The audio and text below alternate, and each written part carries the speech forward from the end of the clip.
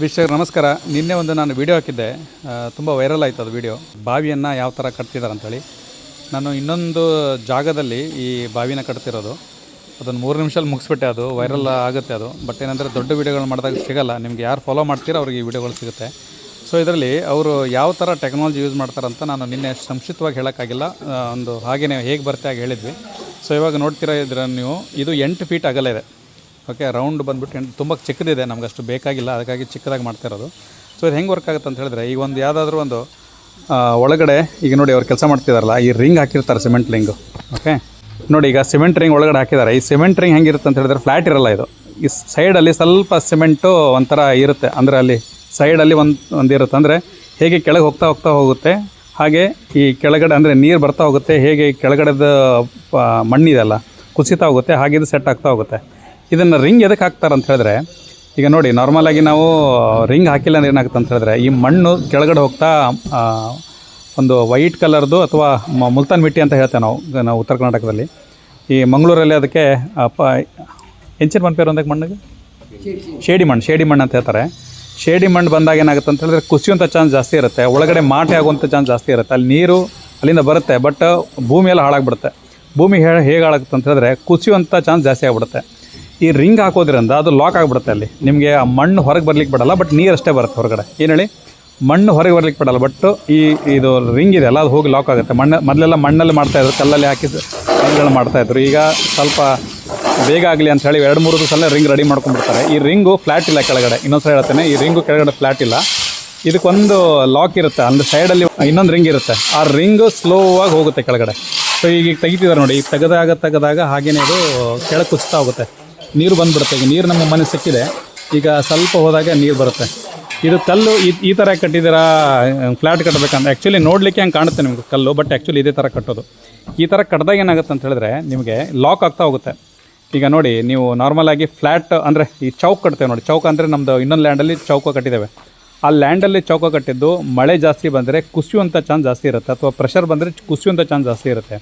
ಇದರಲ್ಲಿ ನಿಮಗೆ zero ಕುಸಿಯುವಂಥ problem. ಒಂದು ಸಲ ನಿಮ್ಗೆ ಲಾಕ್ ಆಗಿಬಿಟ್ರೆ ಅದು ಯಾವುದೇ ಒಂದು ಪ್ರೆಷರ್ ಬಂದರೂ ಕೂಡ, ಎಷ್ಟೇ ಪ್ರೆಷರ್ ಬಂದರೂ ಕೂಡ ಇದು ಬಿಚ್ಚಲ್ಲ.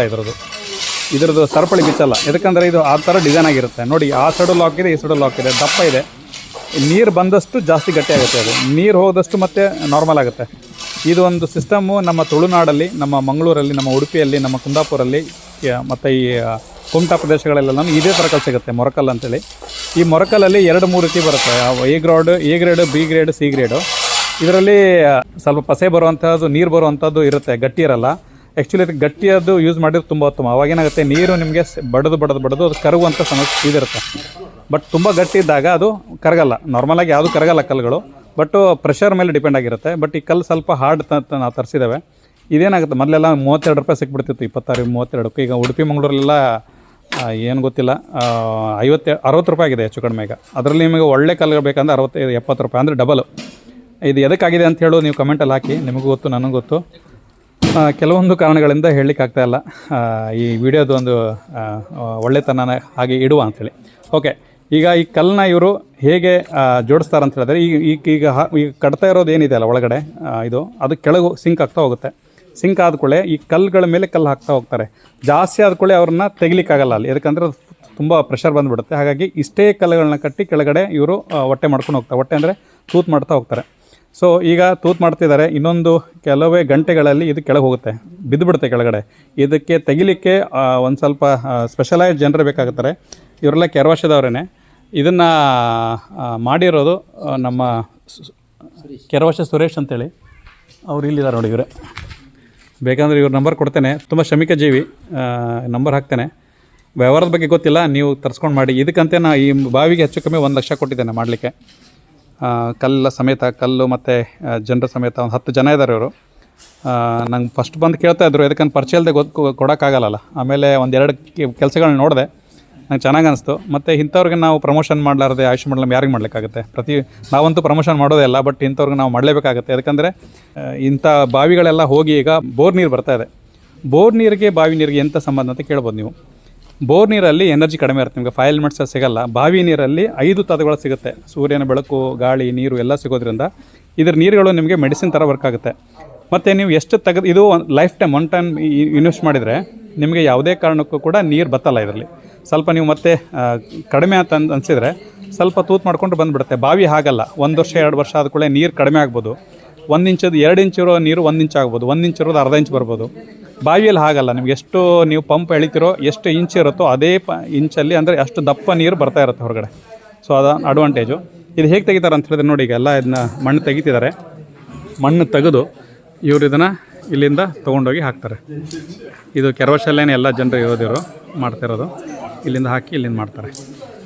ತುಂಬ ರಿಸ್ಕಿ ಜಾಬ್ ಇದು, ಅದಷ್ಟು ಈಸಿ ಇಲ್ಲ. ನಾವು ಏನೋ ಹಣ ಕೊಟ್ಟು ಬಿಡ್ತೇವೆ, ಬಟ್ ಇದು ಮಾಡೋದಿದೆಲ್ಲ ಏನಾದರೂ ಆದರೆ ಏನು ಮಾಡ್ತೀರಾ? ಈಗ ಹಾಸ್ಪಿಟ್ಲಲ್ಲಿ ಒಂದು ಬೆರಳು ಮುಟ್ಟಿದರೆ 2 ಲಕ್ಷ 3 ಲಕ್ಷ ತಗೋವಂಥ ಪರಿಸ್ಥಿತಿ ಬಂದಿರುವಾಗ ಇವರು ತಮ್ಮ ಜೀವದ ಹಂಗು ತೊರೆದು ಈ ಥರ ಕೆಲಸ ಮಾಡೋದು ನೋಡಿದ್ರೆ ನನಗೆ ಹೆದರಿಕೆ ಆಗ್ತಾ ಇರುತ್ತೆ. ಸ್ವಲ್ಪ ಸ್ಲೋ ಆಗಿ ಮಾಡಿ ಅಂತೇಳಿ. ನೋಡಿ ಅವರು ಎಷ್ಟು ಬೆವರು ಬಂದಿದೆ.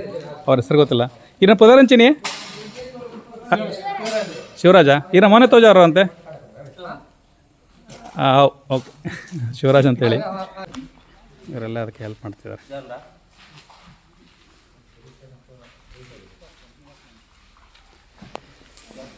ನೋಡಿದ್ರಲ್ಲ, ಇದ್ರ ಬಗ್ಗೆ ಸ್ವಲ್ಪ ಮಾಹಿತಿ ಕೊಡಬೇಕಾಗಿತ್ತು, ಕೊಟ್ಟೆ. ಈಗ ಬರುತ್ತೆ ನೋಡ್ಬೇಕು ಈಗ ಎಷ್ಟು ಯಾವಾಗ ಬರುತ್ತೆ ನೀರು ಅಂತೇಳಿ. ನಾನು ವೇಟ್ ಮಾಡ್ತಿದ್ದೇನೆ. ನನಗೂ ಸ್ವಲ್ಪ ಹೆದರಿಕೆ ಇದೆ, ಪಾಪ ಅವ್ರು ಯಾವ ಥರ ಮಾಡ್ತಿದ್ದಾರೆ ಅಂಥೇಳಿ. ಬಟ್ ನೋಡಿ, ಯಾರಲ್ಲಿ ಕೂಡ ಫ್ಯಾಟ್ ಇಲ್ಲ, ಅಷ್ಟು ಹಾರ್ಡ್ ವರ್ಕ್ ಮಾಡ್ತಾರೆ. ಇವ್ರಿಗೆ ಆರೋಗ್ಯ ಸಮಸ್ಯೆಗಳು ಬರೋದು ತುಂಬ ಕಡಿಮೆನೇ. ಸೊ ಹಾಗಾಗಿ ನೀರಿನ ಒಂದು ಈ ಥರ ಬಾವಿಗಳನ್ನ ಮಾಡಿಸ್ಬೇಕಾಗಿದ್ರೆ ನೀವು ಇವ್ರ ನಂಬರ್ ನಾನು ಆಮೇಲೆ ಕೇಳಿ ಹಾಕ್ತೇನೆ. ಮತ್ತು ಹಾಗೆಯೇ ಹಣ ಕೊಡಬೇಕಾದ್ರೆ ನಾವಿಲ್ಲಿ ಜಸ್ಟ್ ಕೆಲಸ ನೋಡಿ ಅಷ್ಟು ಹೇಳಿರೋದು. ನೀವೇನಾದರೂ ಈಗ ಫಾರ್ ಎಕ್ಸಾಂಪಲ್ ಒಂದು ಬಾವಿನ ಲೀಸ್ ತೊಗೊಂಡ್ರೆ ಮಾಡಲಿಕ್ಕೆ ಕೊಟ್ಟರೆ 1 ಲಕ್ಷ ಕೊಡುವಾಗ ನೀವು ಮಾಡಿದಾಗ ಹಂತ ಕೊಡಿ. 20,000 ಫಸ್ಟ್ ಒಂದು 2 ದಿವಸ ಕೆಲಸ ತೊಗೊಳ್ಳಿ, ನೋಡ್ಕೊಳ್ಳಿ, ಆಮೇಲೆ 20,000, ಆಮೇಲೆ 15,000, 10,000 ಹಾಕ್ಕೊಡಿ. ಒಮ್ಮೆಲೆ ಯಾರು ಕೂಡ ಫುಲ್ ಹಣವನ್ನು ಕೊಡ್ಲಿಕ್ಕೆ ಹೋಗಬೇಡಿ. ಇದು ನನ್ನ ಅನುಭವ, ಇವರೊಟ್ಟಿಗೆ ಅಂತಲ್ಲ, ಎಲ್ಲರೊಟ್ಟಿಗೂ ನಿಂತ ಆಗಿರೋ ಅನುಭವ. ಹಾಗಾಗಿ ಇದೇ ಥರ ವ್ಯವಹರಿಸ್ತೇನೆ. ಇಲ್ಲಿ ವಿಡಿಯೋ ಮಾಡಿರೋ ಉದ್ದೇಶ ಏನಂತ ಹೇಳಿದ್ರೆ ಕೇವಲ ಇದು ಕೆಲಸ ನೋಡಿ, ವ್ಯವಹಾರ ನೋಡಿ ಅಲ್ಲ. ಈ ಥರ ಬಾವಿಗಳನ್ನ ಮಾಡಿಸ್ಬೇಕಾಗಿದ್ರೆ ನೀವು ಇವ್ರ ನಂಬರ್ ನಾನು ಆಮೇಲೆ ಕೇಳಿ ಹಾಕ್ತೇನೆ. ಇಲ್ಲ ನಂಬರ್ ಬನ್ನಲೆ, ಕಾಂಟ್ಯಾಕ್ಟ್ ನಂಬರ್